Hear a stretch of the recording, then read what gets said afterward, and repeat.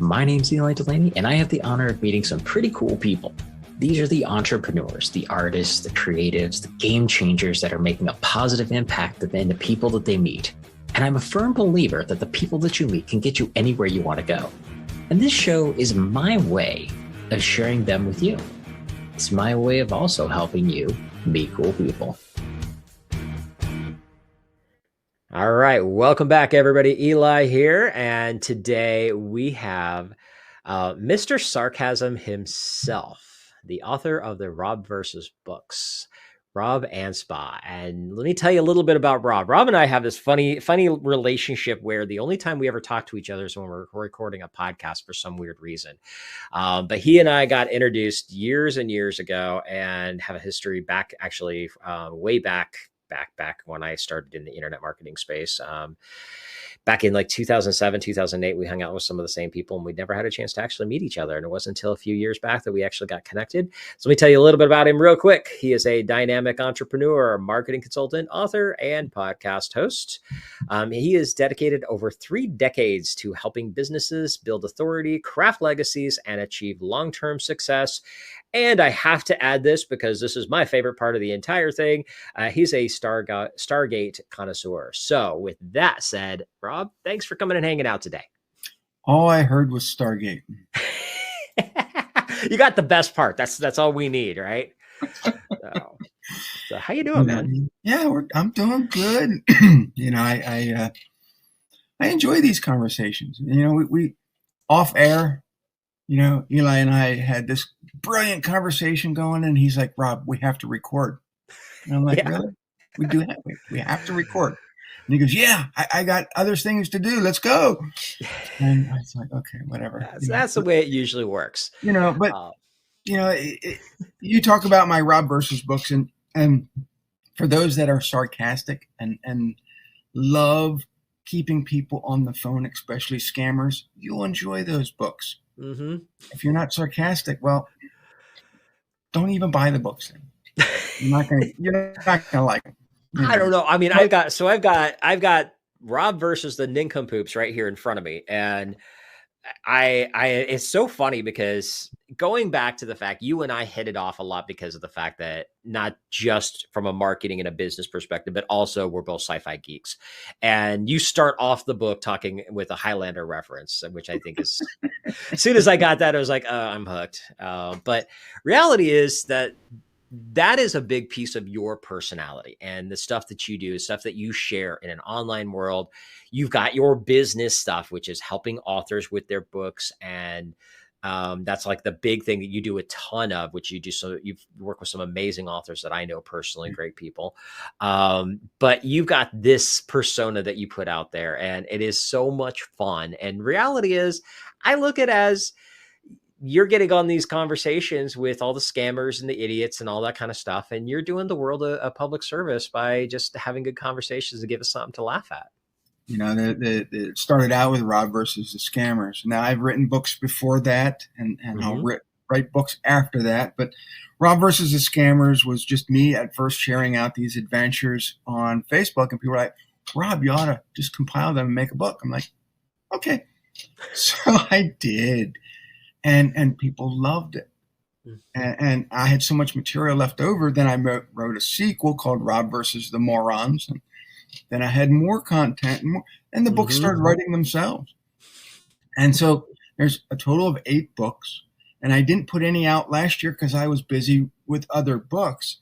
But I have 2 more ready. So there'll be 10 in the whole series. And, during COVID, there was Rob versus Humanity and Rob versus the Entitled. And then, for the last one was Rob versus the Nincompoops. And so the covers get more ridiculous as we go along. And I have to have various references in the book because, those references are, what I like to do. I mean, I watch Stargate, I watch Highlander, I watch all these sci-fi shows. And when I'm dealing with these scammers or these people who waste my time, I throw out these references that they're never going to get. Right. and see how long it takes them before they tell me to F off. Right. And some I've I've carried on the phone for 10, 15 minutes before they're like, "You're wasting my time. You called me." Right. You know. No, So I think they're just hilarious. I really do. it's but the Rob versus the Entitled must have triggered somebody because Amazon pulled it off their shelves for 6-7 months until I discovered it wasn't there. And then I had to write an email, and finally they put it back up. But, it was like, it's a freaking book.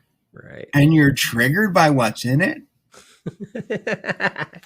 It's funny. Yeah, we live in this entertaining society right now with all that kind of stuff. So tell us a little bit more about, what is it that you do with your clients? How do you help your clients out? I try not to anymore, honestly. No, and my business, and I want to tell everybody, I started out in 1995 as the owner operator of a carpet cleaning business in a small town.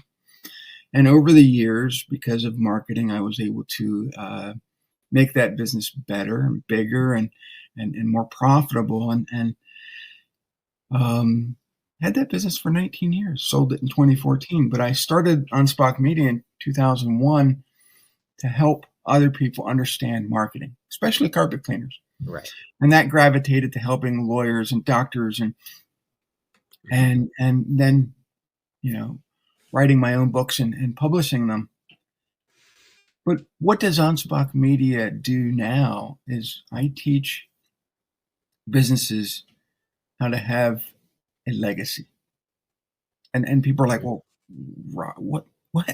What does that mean? Yeah, and they're like, what are you talking about? Look, as a lifelong entrepreneur, I know that when you start a business, and even in the first couple years, the first 10 years, everything that you do is transactional. Means that you're always after that immediate sale that hardly even goes to pay your equipment or you for to take a vacation or contribute to your retirement. When you step outside of that and you think, look, I got to play the long game. I got to think long term. I got to have a legacy. What does that look like? And so the more that you can think about how your business is going to act in 10 years, 20 years, 30 years, the more you're going to decide, look, my prices aren't high enough to make sure that my future self is going to be secure. Right. Or my grandkids' grandkids are going to be secure. And when we think of legacy, we always think, oh my God, how much that's going to cost a lot of money. How much money am I going to leave behind? Well, it's not always about the money. It's about the knowledge that you leave. Right. So, you and I, we've been in this business, we've been entrepreneurs for 30 some years. And, what are we leaving to the next generation? These podcasts are a great example of that because we're sharing that knowledge with a future entrepreneur or, someone who's going to share it to somebody else. So we're building up that community of people that are absorbing the knowledge now and passing it on. Right. Books. My latest book is called Legacy, and it's building a life and business that lasts beyond you. And it showcases my evolution from a carpet cleaning entrepreneur to a legacy marketer. And right now we hear of these terms called legacy media. And that's become a derogatory term because these media companies have been around for so long that, their influence is really harmful, I think, to the American public or even the world public. And that's not what I want you guys to think about, but I do want you to think about legacy marketing. I want you to think about your legacy. What is it that you want to leave behind? What do you want to be known for? And so, yes, we as entrepreneurs, we evolve. Yeah. And people are like, people still come to me into my small town and they're like, Rob, you still cleaning carpets? God, I haven't cleaned them for a long time. I don't even know if I have the physical capacity to do that job do it anymore. That's funny. So they ask me what I'm doing, and they're like, "Wow, that's like a complete 360. You went from cleaning carpets to, world author." Right. Like, yeah, but that's Well, what I. and that's, I mean, we all go through different phases of evolution, and you can call it evolution. I always say, like, every time there's a major economic shift, we have a shift of some sort in how we run our businesses and who we are as a person, even. And Mhm. sometimes that's an evolution. I've gone through that a couple of times. Sometimes it's a pivot. That's what most of us did during COVID. Because we didn't have time. You didn't have time to evolve. You had to figure it out, and you had to figure it out real quick. Yeah. And we all go through these phases of figuring out who we are, because I mean, I know, when I was 18, I wasn't sure what I wanted to do when I grow up. And yeah, now I'm 51 and I kind of still ask the same question. We never really know. It's No. like, we're going to change. Things are going to change. The world is going to change. You and I were even talking before we started recording, is like, while you were starting with the carpet cleaning business, at that same time, I had started my web and graphic design agency. Mhm. And that's where, I was going back to the introduction of how you and I actually, we were in the same circles. We were in Joe Polish's stuff together. Mhm. And that was back forever ago. Yeah. And that was when he had just started opening up to more general entrepreneurs instead of just carpet cleaners, because that used to be his only niche. And at that time, I had never seen anything like it. And, Mhm.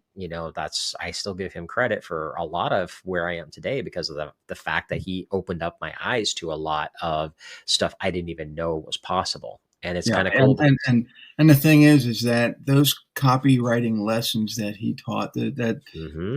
that difference of marketing is still relevant today. It's Yeah, still used today, and people are like, "Well, Rob, why can't we just throw up words on a website and that's it?" You have to be compelling. You have to let people right. know how they can trust you, and Words have power. for me, sarcasm is a way of Life. rejecting people. Well, yeah, but it's rejection marketing. Hmm. Because if, Yeah, if you love laughter, if you love sarcasm, we're going to be best buds, and you're going to value everything that I give to you right. when it comes to marketing or consulting. If you hate sarcasm and you think it's the lowest form of humor, God rest your soul. We're And not going to be compatible. right. And so, me being very sarcastic in real life, on the internet, um, it turns off the people that really don't Mhm. or shouldn't be in my circle. Yeah. Well, and that brings me up to a really important point. I think that we need to realize we do need to find people who we can resonate with. And that doesn't mean that you have to agree with everything that they say. We're not talking pod people, but we're talking about, like, you and I both have a very strong amount of sarcasm in what we say and how we do. We go about it very differently. You're much more on the forefront of it and calling it out, where I'm a lot more subtle on it. Usually it takes them about 10 seconds for that. Oh, wait a minute, that was a joke. You know, there's a difference in that aspect, but it's still, we're doing it because it's fun. We're doing it because we're trying to make people laugh. I mean, if you can stop and make somebody giggle for a couple seconds, you made their day better. Well, And and I'm a big fan of that. I've had people come right out and say, "Rob, you're an asshole," and I'm like, "Yeah, good." Yeah. And you know, there's so much animosity on the internet, and people are like, "Well, I don't like you, and I'm going to block you." Yeah, be that asshole. But you know what? If you can call me an asshole, we can still have a conversation. Great. Yeah. But if you Well, feel so triggered that you don't want anything to do with me and block me or unfriend me, or that's on you. yeah. Well, and so here's a interesting point, and this is something I don't talk about on a public level too much, but I think that there is a point of it's not so much just the fact, but it's how you do it. Because I know some people that I've even agreed with them, but they're such jerks that I won't even have anything to do with them. Like, the principle I can agree with, how they do it, I don't agree with. And Mhm. I think there's a piece of that I think a lot of people don't understand, the nuance of it. It's like, we can disagree on something, but that doesn't necessarily mean that we're going to be against each other 100%. Right. We could still be friends. You and I are friends, right? Mhm. And we might disagree on something. That's totally cool. But how you go about it, and I think that you got to find skill in the fact on how you run your sarcasm, because it's entertaining, not degrading. I think there's a difference between the two. Yeah, I mean, I really want to be degrading sometimes, but I could you know, tell. I think if I did that, if I went over the edge, my follower count would drop dramatically. Yeah. So and I do remove some people because I'm at my 5,000 limit on Facebook, and So you get a I few to self-select. It's all good. yeah, you know, So let's talk a little bit about how, like, the types of clients that you're working with when they're getting their books together. Because I know you've been doing it for a long time, and like I said earlier, I know some of the authors that you've been doing books with. I'm sorry. Um, well, we got a couple. We even have so Steve Gamlin was one of my Mhm. first guests on the show. And he and I, the funny thing is, he and I have also, we've been in these same circles for years, but we didn't actually meet until just a couple of years ago in Dallas before I moved here. We were Mhm. both at an event, and we happened to be at the Starbucks at a hotel grabbing lunch. He happened to be right in front of me. We started a conversation, hit it off, and became friends after that. Mhm. And it was so funny because it's like we run in the same circles, but we never had a conversation, never met before. And it's like random coffee shop. And so I love that kind of stuff. And then now, correct me if I'm wrong. Didn't you have something to do with Adam Homey's book too? Were you part of that one? No, Okay. Adam did promote my first book a long, long ago, and Okay. I I just know did you help guys have him. been friends. I thought you I did the book with promoted him him, too. and I'm going to be on Yeah. his podcast soon. But yeah, Yeah. you know, he's a tremendous guy, and Mm-hmm. he's always striving to improve. Yep. You know, Yep. but yeah, I've produced over 50 books since 2013, and you know the first book was called Share, and it was all about social media. Mm-hmm. Easiest social media book you ever will read, and I, I don't. None of my books are complicated. You know, Right. they're all under 200 pages because you know, for me, like this one, that's how thin it is. I mean, Mm-hmm. I keep them. I keep them so that you know when you pick up a book, you're like you don't feel intimidated. You're like, oh, my, this is going to take me 6 months to read. In an hour or two, you're done. You can go about your Mm-hmm. day. You've learned stuff. Yep.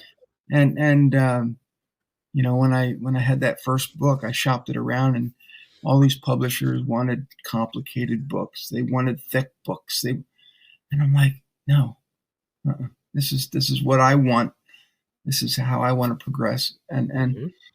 I started my own publishing company and sold a whole bunch of books. And you know, one book led to another, and people were like, Rob, help me with my book.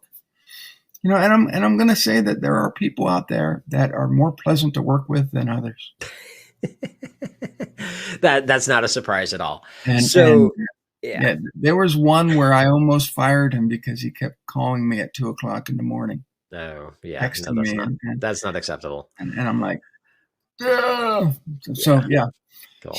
Well, and I think, I mean, you brought up something I think is really important, that in today's, especially in today's society, we are such in the, microwave society, as we call it. And the funny thing is, we can't even call it the microwave. Now we can call it the TikTok society. It's like 1 minute or less, everything mhm, has to be short, sweet, to the point.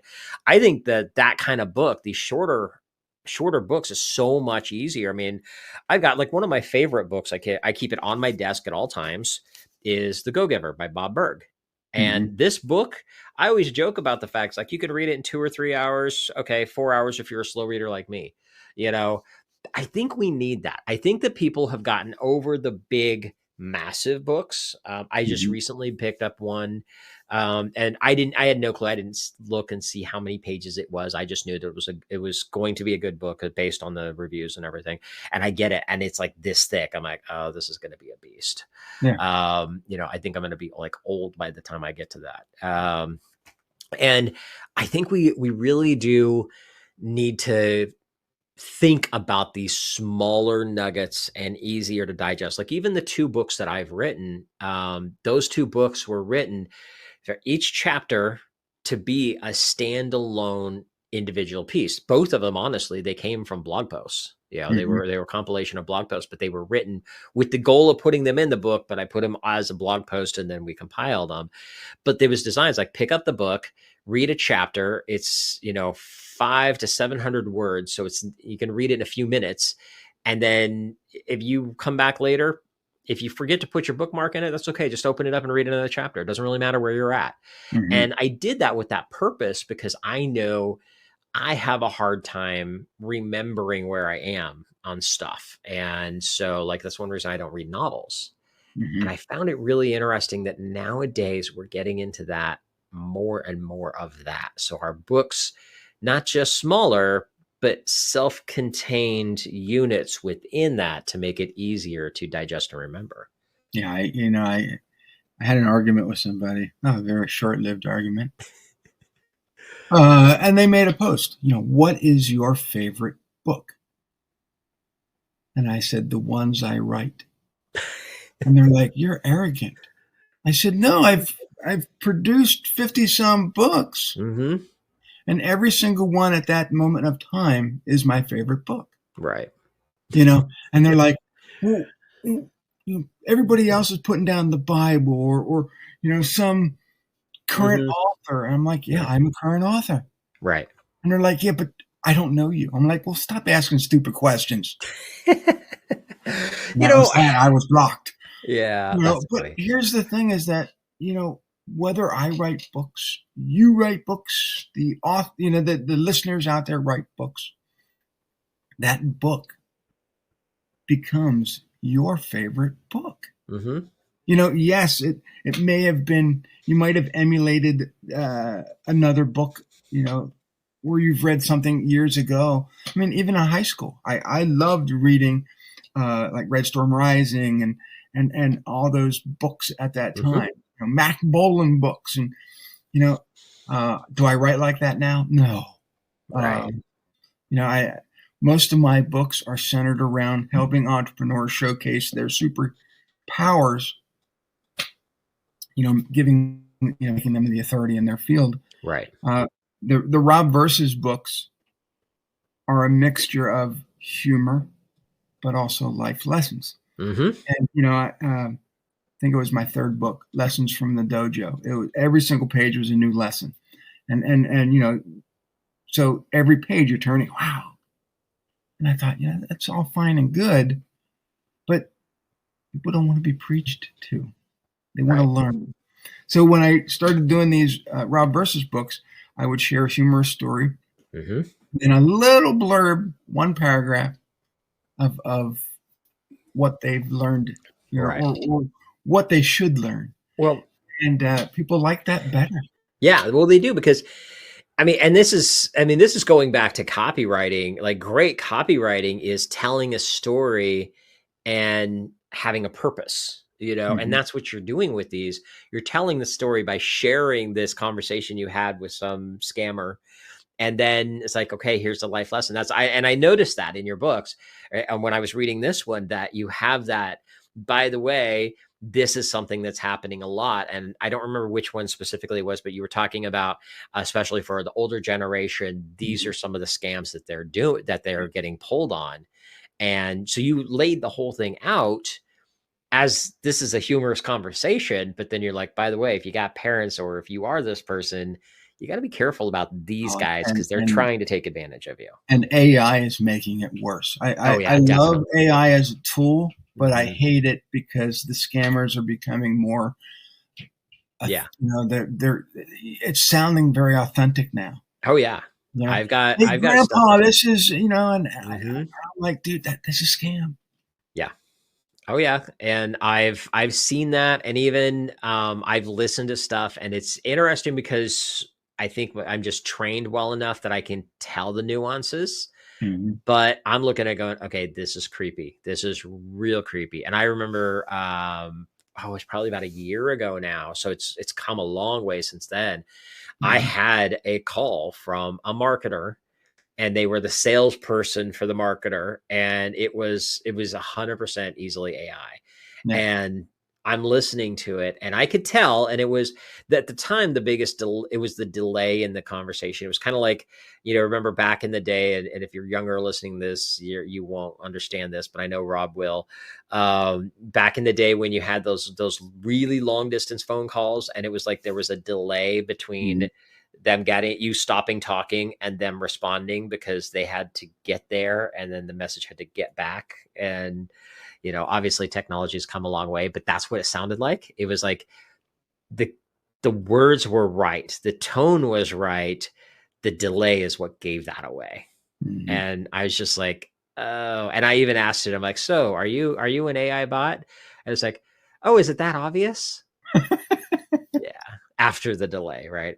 And I was like, ooh, this is getting creepy. And now, I mean, since then, it has been leaps and bounds stronger than it is. So yeah, I mean, we have to be careful about that kind of stuff. Yeah, I still get calls and they're asking for Anne. And I said, this is Anne. And they're like, well, you don't sound like a woman. I said, Anne is short for Anakin. Yep. and then they start their spiel, and I'm like, guy's a freaking moron, and then I throw out Star Wars references, and they just don't get it. Right. And I'm like, or they'll call me and they'll say their name is Barry Allen, and I'm thinking, The Flash. Yeah.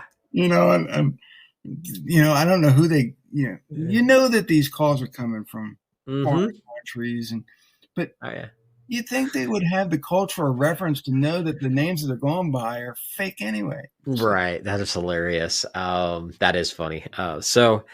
So for somebody let's talk about the book stuff a bit more. I want to dive into this a little bit more for somebody who knows that they want to write a book, but they're still not sure how to get started with it. Obviously, and we just touched on AI. A lot of people are preaching, just have AI write your book for you.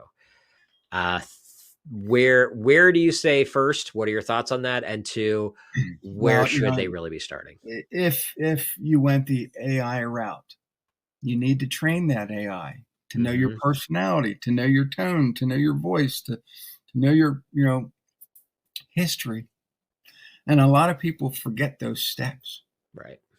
I always say, look, if you're going to train the AI, you have to feed it everything that you've done in the past, all the videos that you've done, all your nuances and your catchphrases if you have them.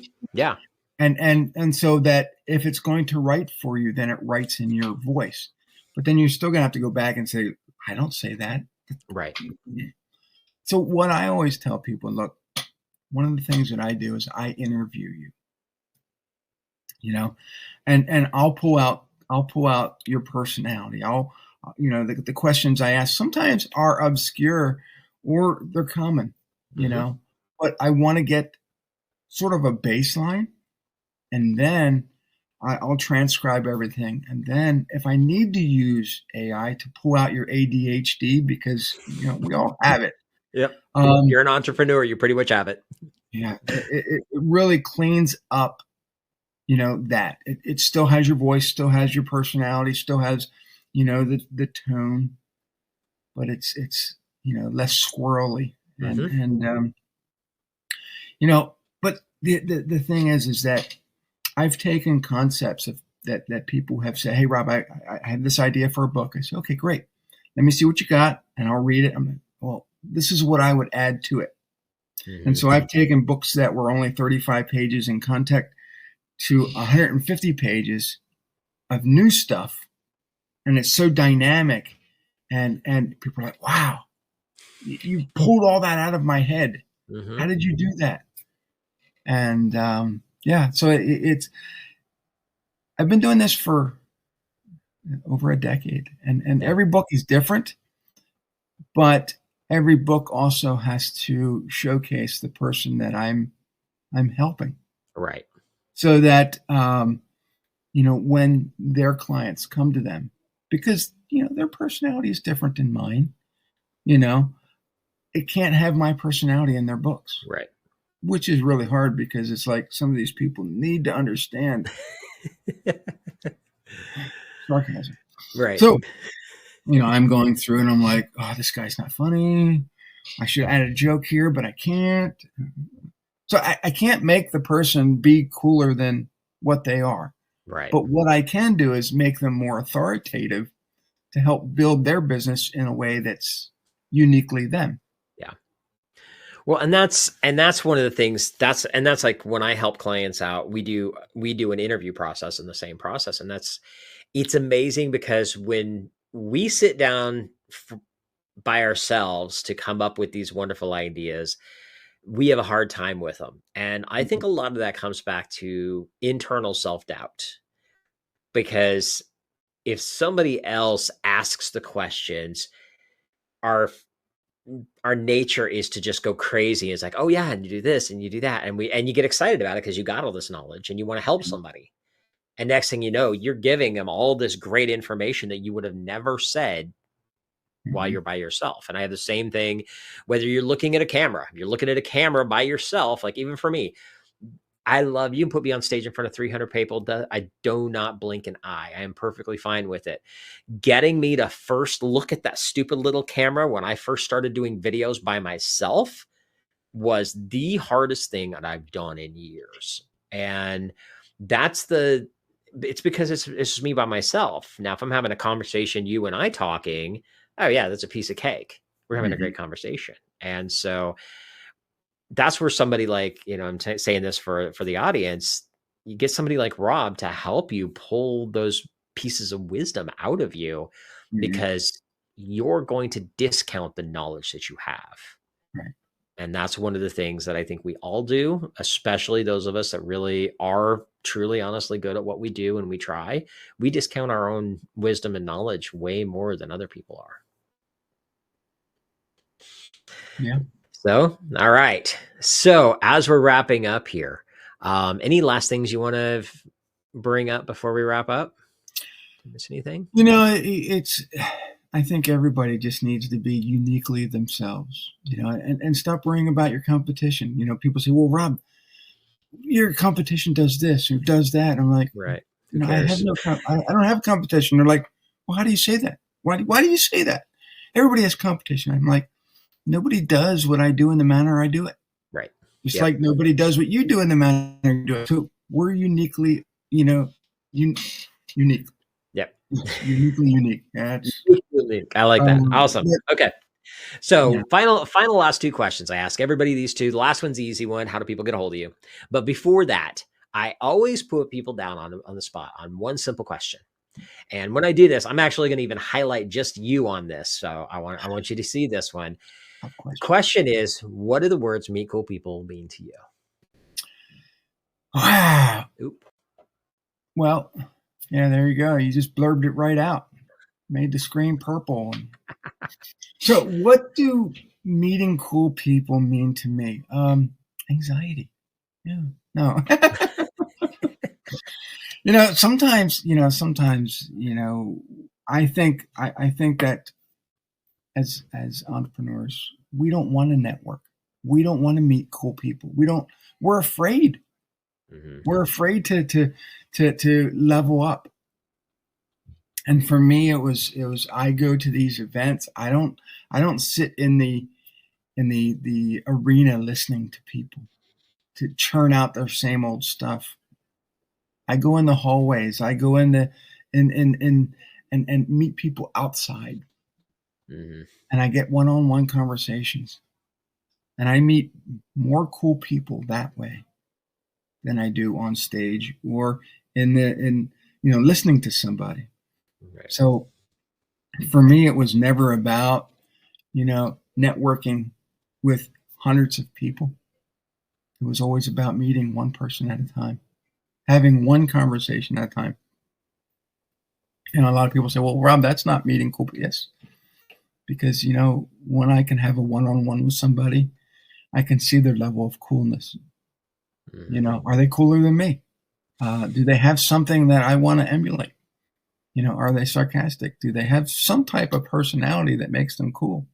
And so like I said, it's not about meeting hundreds of people at once. It's just one at a time. And I think that's why these podcasts where you're just interviewing one person at a time work so well because we can enjoy each other's conversation without the outside pressure of everyone else.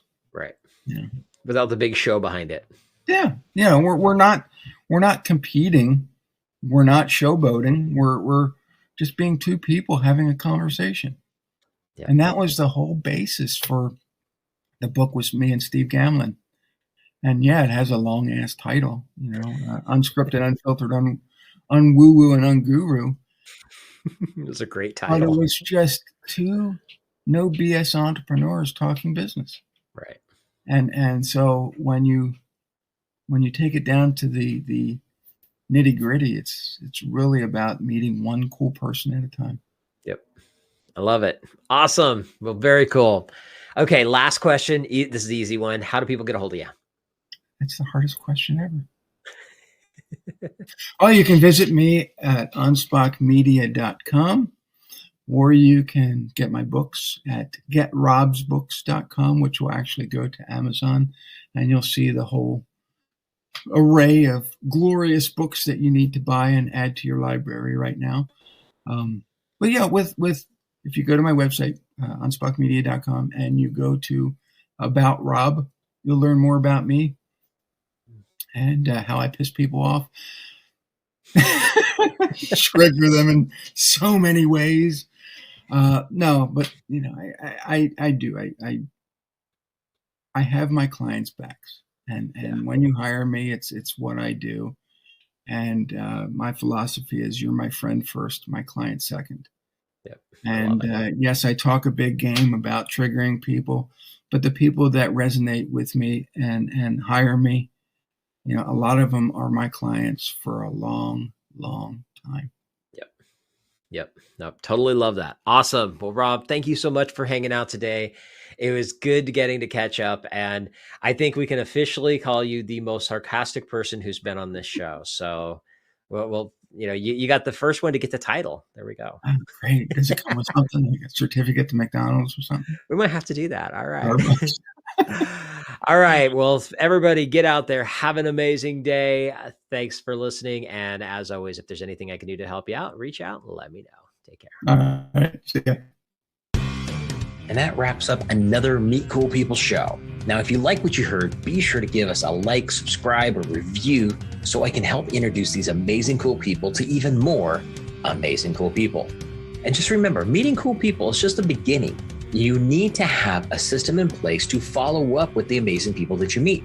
This is exactly what we do for our clients. If you'd like to see if my team and I can help you, go to followuprockstar.com and check out the case study video to see exactly how we're helping our clients turn casual connections into cash clients for life. Again, go to followuprockstar.com and we'll see how we can work together to turn you into a follow-up rockstar.